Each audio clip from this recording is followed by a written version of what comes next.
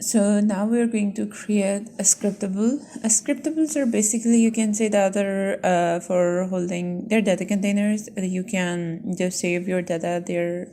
If you want to transfer data from one scene to another, you can use them. And their purpose is basically like this. They're not mono behaviors. They're not derived from mono behaviors. Although they have start and update functions, but they're just responsible for, you can say, if you create a scriptable, you can simply create that for saving some data and that kind of purpose.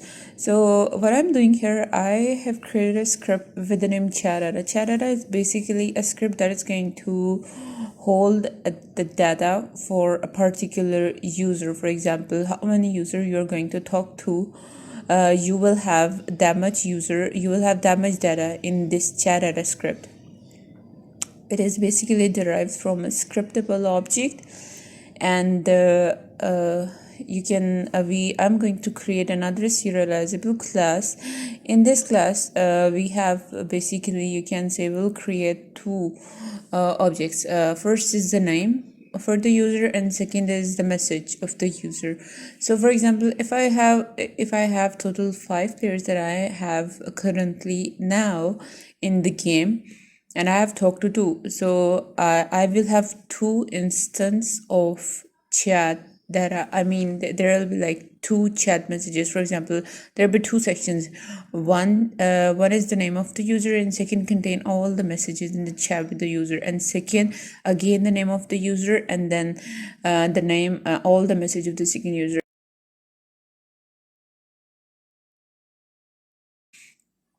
So, but it doesn't save the data. I mean, at runtime, you can what you can do from one scene to another, and then you can save the data what you're talking. We are not creating any backup for the chat, so it's not gonna save the data. And the thing and the concept is gonna be more clear when I'm going to implement that. So it's just gonna save the data at the runtime, not when you just quit the game and you're gonna open it again, and then you're expecting that your previous chat's gonna pop up.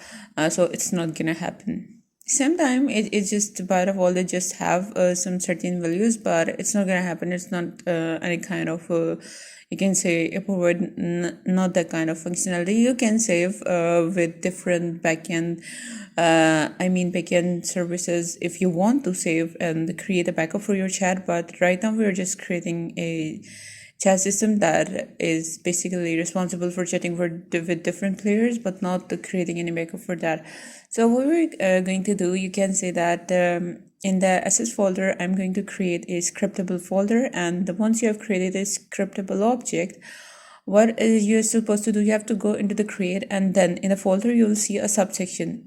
Right now I cannot see any subsection because I guess there is some kind of mistake that I did. It's you need to remove your lines using system the collections. You'll get that. Okay.